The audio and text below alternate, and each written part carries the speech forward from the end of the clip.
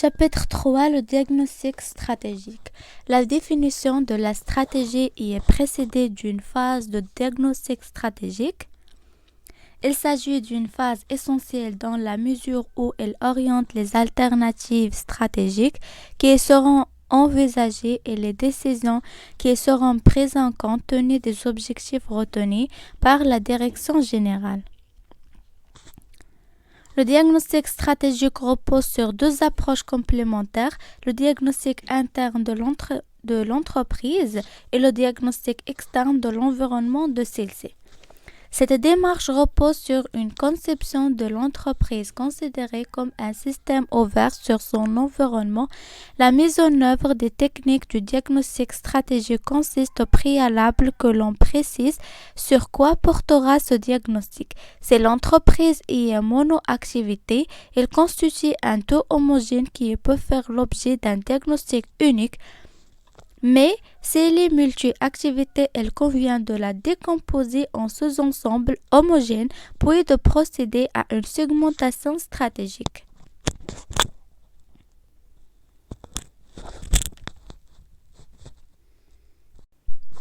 Section 1. La segmentation comme pièce maîtresse du diagnostic stratégique. La segmentation stratégique consiste à découper l'entreprise en unités homogènes sur les plans internes et externes, appelés domaines d'activité stratégique, l'abréviation de DAS. Chaque domaine d'activité et supposé constitue une entité homogène pouvant faire l'objet d'un diagnostic et d'une proposition stratégique adaptée. Si on prend le cas d'un groupe qui a les activités suivantes: véhicules particuliers, machines agricoles, matériel de jardinage, véhicules industriels, etc. Il n'est pas envisageable de procéder à un diagnostic simultané de cet ensemble, car les clients, les concurrents, les produits, les règles concurrentielles sont différents, d'où la nécessité d'un découpage. 1. Segmentation stratégique. La segmentation stratégique concerne l'ensemble des activités de l'entreprise. Elle divise ces activités en segments homogènes afin de représenter l'entreprise sous la forme d'un portefeuille de segments stratégiques et de choisir une stratégie pour chacun des segments. Elle prépare les adaptations de l'entreprise à long terme. Elle est essentiellement subjective car elle repose en grande partie sur la volonté politique des dirigeants.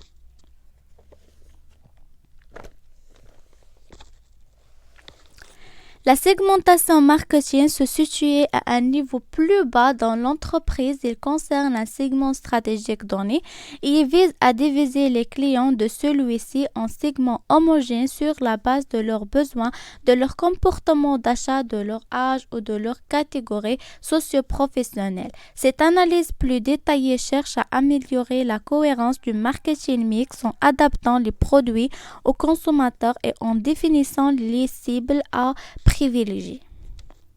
La segmentation stratégique doit être conçue dans une optique stratégique. Elle est focalisée sur le choix d'activités de l'entreprise à long terme. Elle intègre la concurrence, les marchés, la technologie. En revanche, la segmentation marketing se fonde sur des couples produits et marchés et elle est plus détaillée. De technologie et segmentation stratégique. Toute analyse stratégique commence par la détermination de l'unité d'analyse, domaine d'activité stratégique qui est définie en 3 dimensions: les besoins satisfaits, les clients visés et la technologie. Les changements technologiques peuvent modifier le paysage concurrentiel, regrouper des segments stratégiques en découpe d'autres. Les fonctions entre les segments. Les frontières entre les segments et donc la détermination des unités d'analyse stratégique sont susceptibles d'être bouleversées lorsque des innovations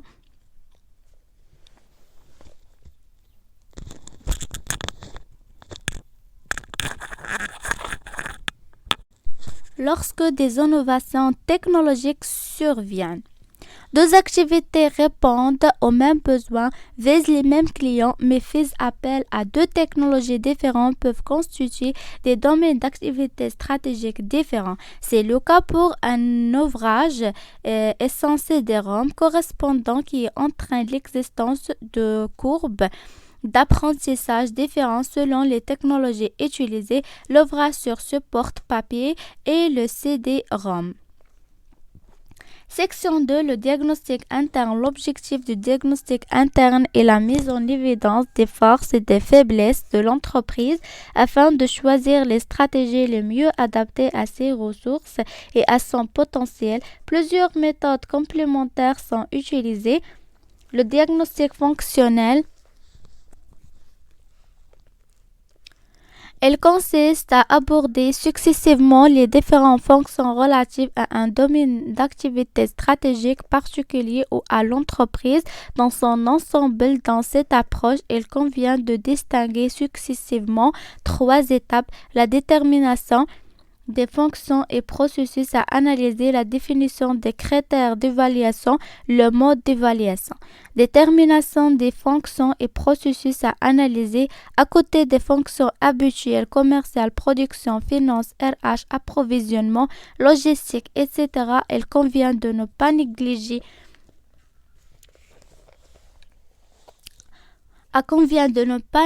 les activités transversales dont l'impact sur la performance est grandissant. Ce sont les processus d'organisation, d'animation, de contrôle et d'information. La définition des critères d'évolution. Dans cette approche analytique, on définit pour chaque fonction une liste de critères d'appréciation permettant d'évaluer les forces et les faiblesses de l'entreprise. Il n'existe pas de liste idéale de critères sans prétendre à l'exhaustivité. On peut retenir les critères suivants. Pour les fonctions commerciales, financières, production, RH, organisation, animation, la fonction commerciale: portefeuille, produit, volume des ventes, part de marché, préparation géographique du chiffre d'affaires, préparation par canaux de distribution, effectuée de la force de vente, efficacité de la publicité, efficacité de la force de vente, efficacité de la publicité, du marketing direct.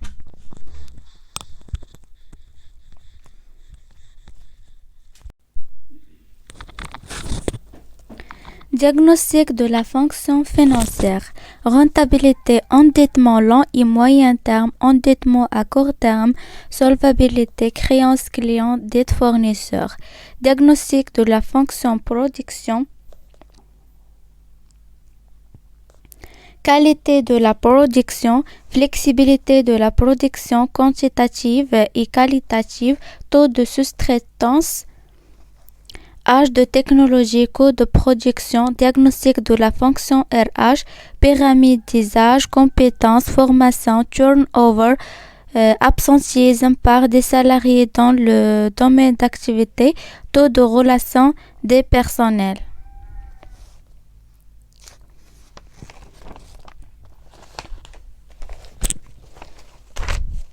Diagnostic de l'organisation. Est-ce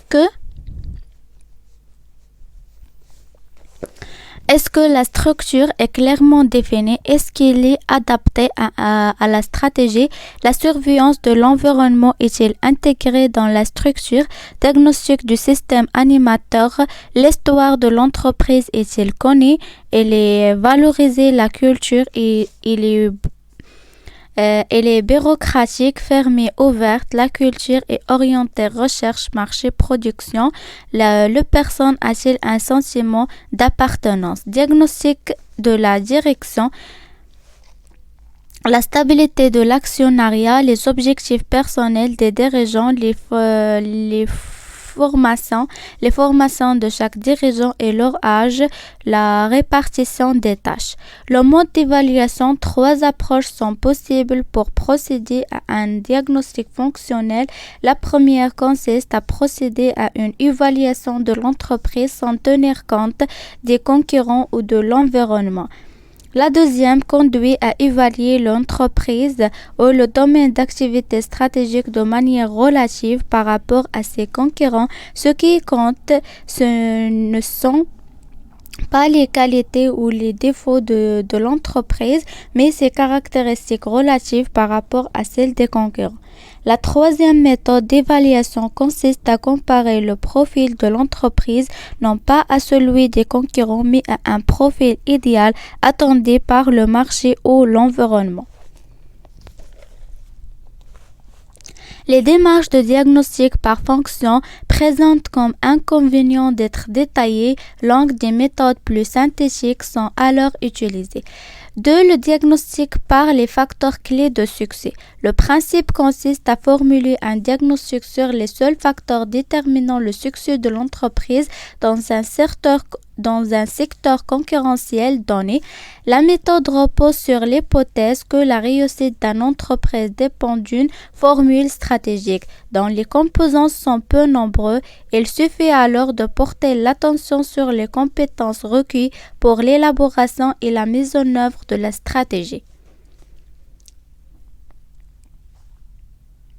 Les facteurs clés de succès différents selon les secteurs. Ceux-ci peuvent être définis comme les caractéristiques de toute nature requises par l'entreprise dans un environnement déterminé pour qu'elle atteigne les objectifs qu'elle s'est fixés. Il convient de noter qu'une capacité donnée d'une entreprise ne devient un facteur clé de succès qu'au regard d'un environnement précis et d'objectifs définis.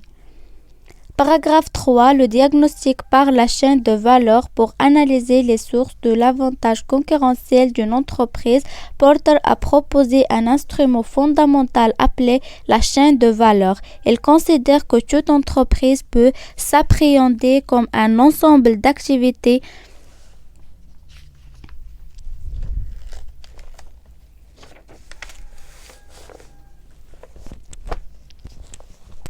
destiné à concevoir, fabriquer, commercialiser, distribuer et soutenir le produit.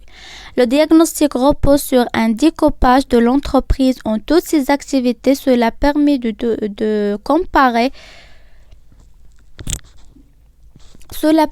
comparer la chaîne de valeur de l'entreprise à celle de l'industrie. Ou parfois à celle du principal concurrent. On détecte ainsi les points faibles et les points forts. Les points faibles et les points forts qui caractérisent la firme concernée. Le point essentiel est que certaines activités apportent plus de valeur que d'autres et que l'entreprise possède un avantage compétitif sur certaines d'entre elles.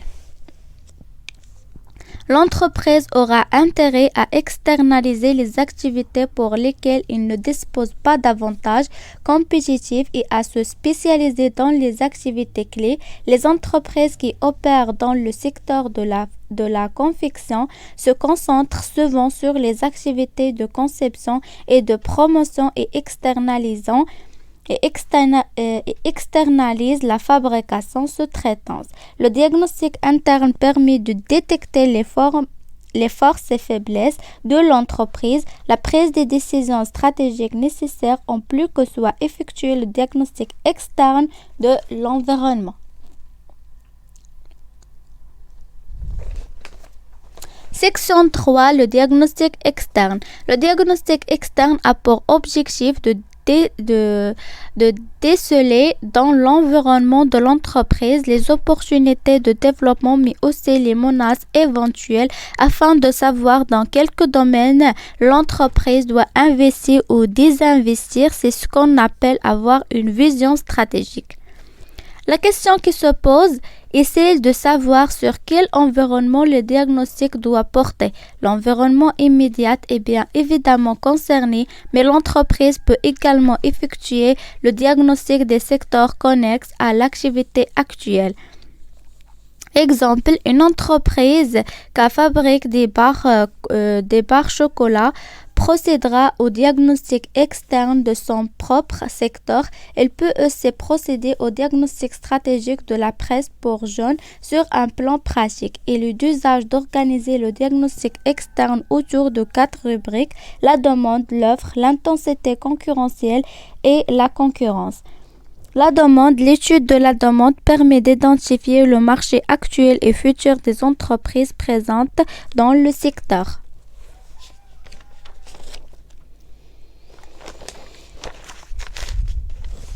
L'analyse des caractéristiques de la demande et leur évolution permet de se forger une opinion sur les perspectives des marchés en termes d'opportunités ou de risques. Parmi les questions qu'on peut se poser pour analyser des caractéristiques de la demande, nous citons quelles sont les quantités vendues, quel acheter-on et consomme-t-on, quelle élasticité prix, quelle sensibilité à la publicité et aux promotions, quelle fidélité aux marques, quel lieu d'achat. Pour analyser l'évolution de la demande, on peut se poser des questions qui se rapportent au taux de croissance, à l'évolution démographique, à l'évolution technologique, à l'évolution des attentes et des goûts des consommateurs, à la nouvelle clientèle, aux produits de substitution.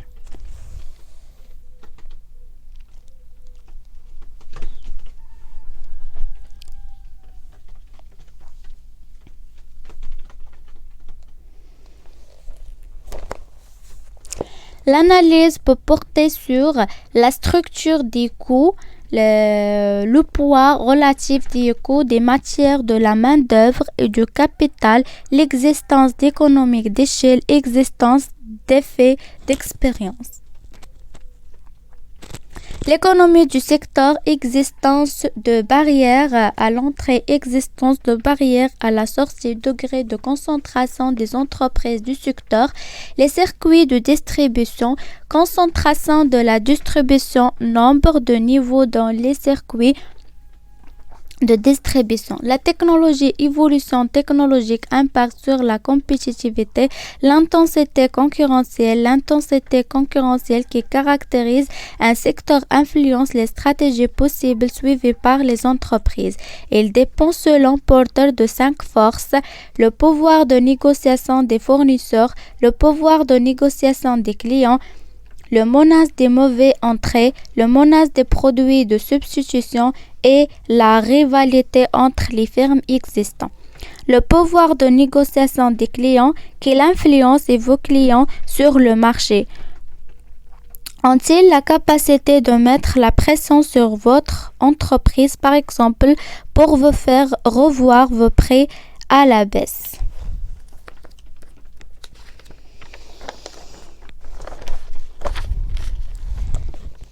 Le pouvoir de négociation des fournisseurs, idem les clients, vos fournisseurs contrôlent et le marché sont-ils organisés entre eux ou avez-vous une large marge de manœuvre? Les menaces des produits au service de substitution, quel risque courez-vous de vous voir supplanté par des produits de substitution? La menace d'entrant potentiel sur le marché, un secteur qui connaît de fréquences entrées réduites, la profitabilité potentielle des entreprises présentes, l'intensité de la rivalité entre les concurrents, comment se passe la compétition entre vous et vos concurrents.